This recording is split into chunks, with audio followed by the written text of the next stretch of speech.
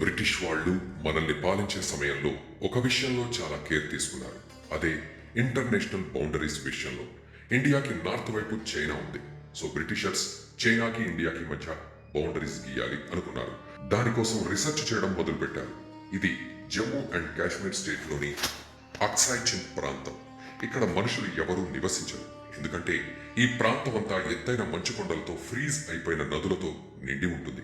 అందుకే మనుషులెవరూ ఇక్కడ నివసించరు. ఇక్కడ ఇద్దరు బ్రిటిష్ ఆఫీసర్స్ ఇండియాకి చైనాకి మధ్య బౌండరీగా 2 లైన్స్ గీశారు. ఒకతను జాన్సన్ లైన్ అనే గీత గీశారు. మరొకతను మెక్డొనాల్డ్ లైన్ అనే పేరుతో లైన్ గీశాడు. అరుణాచల్ ప్రదేశ్ దగ్గర ఎత్తైన పర్వతాలని ఇండియాకి చైనాకి మధ్య బౌండరీగా గీశారు. ఆ పర్వతాలకి మెక్మోహన్ లైన్ అని పేరు పెట్టారు. ఆ మ్యాప్స్ ని బ్రిటిషర్స్ తీసుకుని వెళ్లి చైనా వాళ్ళ ముందు పెట్టారు. అప్పుడు చైనా వాళ్ళు మెక్డొనాల్డ్ లైన్ ని యాక్సెప్ట్ చేశారే తప్ప జాన్సన్ లైన్ ని యాక్సెప్ట్ చేయలేదు. అలాగే మెక్మోహన్ లైన్ ని కూడా యాక్సెప్ట్ చేయలేదు. అక్సాయ్ చిన్ ప్రాంతం, అరుణాచల్ ప్రదేశ్ ప్రాంతం మాదే అని అన్నారు చైనా. సో అది వివాదంగానే మిగిలిపోయింది.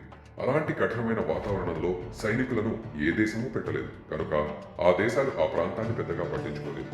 1947లో బ్రిటిషర్స్ నుండి ఇండియాకి స్వాతంత్రం వచ్చింది. సో అప్పటి నుండి ఇండియాని ఇండియన్సే పాలించడం మొదలుపెట్టారు. జవహర్లాల్ నెహ్రూ గారు ఇండియాకి మొదటి ప్రధానమంత్రి అయ్యారు. ఆయన చైనాతో మంచి రిలేషన్స్ మెయింటైన్ చేద్దాం అనుకున్నారు. 1950లో ఒక కొత్త పొలిటికల్ పార్టీ చైనాని పరిపాలించడం మొదలుపెట్టింది. అదే communist party of China, CPC. ఇది ప్రజలచే ఎన్నుకోబడిన పార్టీ కానే కాదు. వాళ్లంతట వాళ్లే ఒక గ్రూప్ గా ఏర్పడి ఒక పార్టీని ఫామ్ చేసి చైనాని రూల్ చేస్తున్నారు. ఈ పార్టీని వేరే కంట్రీస్ రికగ్నైజ్ చేస్తేనే ఆ పార్టీ చెల్లుతుంది. చైనాతో మంచి రిలేషన్ మెయింటైన్ చేయడం కోసం నెహ్రూ గారు కొత్తగా ఏర్పడిన చైనీస్ గవర్నమెంట్ కి సపోర్ట్ ఇచ్చి ఇంటర్నేషనల్ గా దాన్ని రికగ్నైజ్ చేశారు. నెహ్రూ గారు 1954లో చైనాతో పంచశీల అగ్రిమెంట్ చేసుకున్నారు. ఈ అగ్రిమెంట్ ప్రకారం ఒకరి దేశానికి ఇంకొకరు రెస్పెక్ట్ ఇవ్వాలి. ఒకరి ఇంటర్నల్ ఎఫెక్ట్స్ లో ఇంకొకరు జోక్యం చేసుకోకూడదు. ఏదైనా ప్రాబ్లం వస్తే కలిసి సాల్వ్ చేసుకోవాలి. పక్క దేశాలతో మంచి రిలేషన్ మెయింటైన్ చేస్తేనే దేశం బాగుంటుందని నెహ్రూ గారు అన్నారు. అందుకే ఇలా అగ్రిమెంట్ చేసుకున్నారు. 1955లో చైనా కోరుకుంటున్న యుఎన్ఎస్ పర్మనెంట్ మెంబర్షిప్ కి నెహ్రూ గారు సపోర్ట్ కూడా చేశారు. 1954లో నెహ్రూ గారు ఇండియా మ్యాప్స్ ని సిద్ధం చేయమన్నారు. ఆ మ్యాప్స్ లో జాన్సన్ లైన్ ని, మెక్మోహన్ లైన్ ని రెఫరెన్స్ గా పెట్టి చైనాకి ఇండియాకి మధ్య బౌండరీస్ గీశారు. అదే టైంలో చైనా కూడా మ్యాప్స్ ని సిద్ధం చేసింది. అందులో మెక్డొనాల్డ్ లైన్ ని, అరుణాచల్ ప్రదేశ్ ని చైనాలో కలుపుకుని ఇండియాకి చైనాకి మధ్య బౌండరీస్ గీసింది. ఆ విషయం నెహ్రూ గారికి తెలిసింది. అదేంటి అని నెహ్రూ గారు కమ్యూనిస్ట్ పార్టీ హెడ్ అయిన మావోని అడిగారు. అప్పుడు మావో మ్యాప్స్ లో తప్పు ఉంది, మేము కరెక్ట్ చేసుకుంటాము, ఇండియాతో మాకు ఎటువంటి బార్డర్ డిస్ప్యూట్స్ లేవు అని చెప్పారు. అందుకు నెహ్రూ గారు సరే అన్నారు.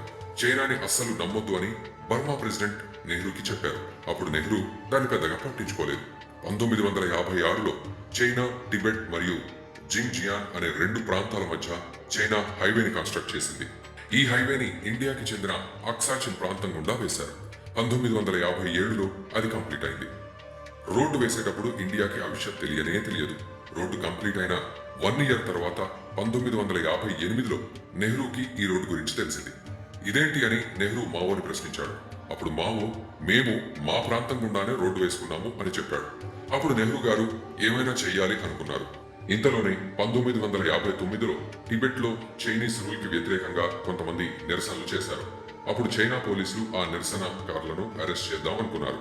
కానీ ఆ నిరసనకారులు పారిపోయి ఇండియాలోకి వచ్చేశారు. అప్పుడు వారిని విడిచిపెట్టమని చైనా ఇండియాను కోరింది. మీరు అక్సాయ్ చిన్ ప్రాంతాన్ని ఖాళీ చేస్తేనే ఆ నిరసనకారులను అప్పగిస్తామని నెహ్రూ అనేశాడు. ఈ విషయంపై ఇద్దరి మధ్య చర్చలు సాగాయి. ఆ నిరసనకారుల్లో దలైలామా కూడా ఉన్నాడు. అతనే ఆ నిరసనకారులకు హెడ్. నెహ్రూ గారు వెంటనే ఫార్వర్డ్ పాలసీ అనే ప్రిన్సిపల్ ని ఫాలో అయ్యాడు. ఈ పాలసీ ప్రకారం ఏ బార్డర్ దగ్గరైతే వివాదాలు ఉన్నాయో అక్కడికి ఆర్మీని పంపించి అదే ప్లేస్ లో ఉన్న చైనీస్ ఆర్మీని తరిమి కొట్టాలి. చైనా ఆక్రమించిన అక్సాయ్ చిన్ ప్రాంతాన్ని ఖాళీ చేయించడానికి నెహ్రూ గారు కొంతమందిని పంపించారు. అప్పుడు 2 దేశాల సైనికుల మధ్య క్లాష్ జరిగింది. ఆ క్లాష్ లో సైనికులు కొందరు చనిపోయారు. ఆక్రమించిన ప్రాంతాన్ని చైనా మాత్రం వదలలేదు. చైనా మీద మిలిటరీ యాక్షన్ తీసుకోవాలి అని భారత ప్రజలందరూ కూడా చెబుతూ ఉన్నారు. ఫస్ట్ మాట్లాడి సాల్వ్ చేసుకుందామని ఇరు దేశాలకు చెందిన అఫీషియల్స్ మీటింగ్ కండక్ట్ చేశారు. చైనా ఏమో మీరు అక్సాయ్ చిన్ ప్రాంతాన్ని క్లెయిమ్ చేయడం మానేయండి, మేము అరుణాచల్ ప్రదేశ్ ని క్లెయిమ్ చేయడం మానేస్తాం అని చెప్పింది ఇండియాకు. ఇండియా అందుకు ఒప్పుకోలేదు. సో ఈ మీటింగ్స్ ఫెయిల్ అయ్యాయి. ఇదే టైంలో ఈ ప్రాంతాల మధ్య ఇరు దేశాల సైనికుల మధ్య చిన్న చిన్న గొడవలు జరుగుతున్నాయి. క్లాషెస్ జరగడానికి కారణం నెహ్రూ పెట్టిన ఫార్వర్డ్ పాలసీ వల్ల వివాదాలు ఉన్న ప్లేస్ కి చైనీస్ ఆర్మీలను బెదిరించి అక్కడి నుండి వారిని పారిపోయేలా చేస్తున్నాడు. నెహ్రూ నమ్మకం ఏంటి అంటే మనం ఎంత చేసినా చైనా మాత్రం పెద్ద యుద్ధంతో గొడవ చేద్దామని అనుకుంది. సో ఈ నమ్మకంతో నెహ్రూ ఫార్వర్డ్ పాలసీని కంటిన్యూ చేశాడు. ఇండియన్ ఆర్మీ వచ్చి బెదిరించగానే చైనా వాళ్ళు వెళ్లిపోతున్నారు. అరుణాచల్ ప్రదేశ్ ప్రాంతంలో అయితే ఇండియన్ ఆర్మీ చైనా దేశంలోకి వెళ్లిపోయింది. నెహ్రూ గారు ఏమనుకున్నారంటే వాళ్ళు మన బార్డర్లోకి వచ్చారు కదా, మన వాళ్ళు అక్కడికి వెళ్తే బ్యాలెన్స్ అవుతుంది అనుకున్నారు. అప్పుడు డిప్లొమాటిక్ గా ప్రాబ్లమ్ ని సాల్వ్ చేసుకోవచ్చు అనుకున్నారు. కానీ చైనా దీన్ని సీరియస్ గా తీసుకుంది. చైనా 7 నెలల పాటు యుద్ధానికి కావాల్సిన అన్ని రిసోర్సెస్ ని ఆక్సాచిన్ ప్రాంతంలో అరేంజ్ చేసుకుంది.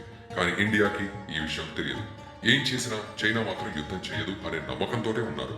యుద్ధం చేయడానికి చైనా ప్లాన్స్ వేసుకుంటోంది అటువైపు. వాళ్ల గోల్ ఒకటే, చైనా మ్యాప్ లో ఏవైతే ఉన్నాయో వాటన్నింటినీ ఆక్రమించడం అనుకున్నట్లుగా వాళ్ళు ముందుకు సాగుతున్నారు. 28 అక్టోబర్ 1962 రోజున చైనా 80,000 మంది సైనికులతో అరుణాచల్ ప్రాంతంలో ఆక్సాచిన్ ప్రాంతంలో భారత సైనికుల మీద దాడి చేసింది. కానీ ఆ 2 ప్లేసులలో ఇండియా దగ్గర 10,000 మంది సైనికులు మాత్రమే ఉన్నారు. సో చైనా ఈజీగా కావలసిన ప్లేసెస్ అన్నింటినీ ఆక్రమించుకుంటూ వచ్చింది. ఆక్సాచిన్ ప్రాంతంలో ఇమేజ్ లో కనిపిస్తున్న లైన్ వరకు ఆక్రమించేసుకుంది. అరుణాచల్ ప్రదేశ్ లో కూడా కొంత భాగాన్ని ఆక్రమించేసుకుంది. ఇండియన్ సోల్జర్స్ అయితే ఆక్సాచిన్ ప్రాంతంలో యుద్ధం చెయ్యకముందే చనిపోతున్నారు. ఎందుకంటే అక్కడ ఉన్న కఠినమైన వాతావరణం వల్ల. ఆక్సాచిన్ ప్రాంతానికి చైనా ఈజీగా రాగలదు, ఇండియా రాలేదు. ఎందుకంటే చైనా వైపు కంటే ఇండియా వైపు ఎత్తైన పర్వతాలు ఎక్కువగా ఉన్నాయి. చైనా ప్లాన్ ప్రకారం అనుకున్న ప్రాంతాలను ఆక్రమించేసింది. ఇండియా యుద్ధానికి ప్రిపేర్డ్ గా లేనందువల్ల వెనక్కి తగ్గిపోయింది. చైనా ఇండియాకి ఒక ఆప్షన్ ఇచ్చింది. ఆక్సాచిన్ ప్రాంతం మాదే, కానీ అరుణాచల్ ప్రదేశ్ ని మాత్రం మీకు ఇచ్చేస్తాం అని చెప్పింది.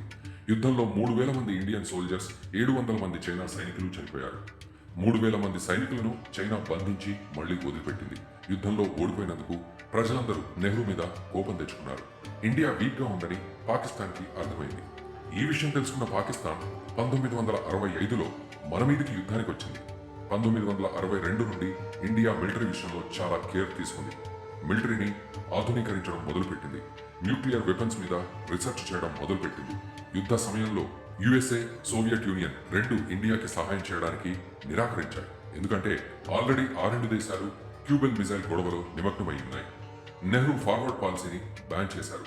ఈ యుద్ధంలో 2 దేశాలు ఎయిర్ ఫోర్స్ ని ఉపయోగించలేదు. కానీ ఇండియా ఎయిర్ ఫోర్స్ ని ఉపయోగించి ఉంటే చైనాని ఓడించేది అని భావించారు. ఎందుకంటే అప్పట్లో ఇండియా ఎయిర్ ఫోర్స్ చాలా బలంగా ఉండేది. ఈ ఇన్సిడెంట్ తర్వాత మళ్ళీ ఎప్పుడు చైనా ఇండియాకి మధ్య యుద్ధం జరగలేదు. కానీ 1968లో సిక్కింలో చిన్న క్లాషెస్ జరిగాయి. ఈసారి ఇండియా మిలిటరీ యుద్ధంలో గెలిచింది. అప్పట్లో అరుణాచల్ ప్రదేశ్ ని నార్త్ ఈస్ట్ ఏజెన్సీ అని పిలిచేవారు. సో ఈ విధంగా 1962లో చైనాకి ఇండియాకి మధ్య యుద్ధం జరిగింది. అప్పటి నుండి చైనాని ఇండియా నమ్మడం మానేసింది. చైనాకి దగ్గరలో ఉన్న బార్డర్స్ అన్ని చోట్ల కూడా మిలిటరీని కట్టుదిట్టం చేసింది. ఇదండి అసలు కథ.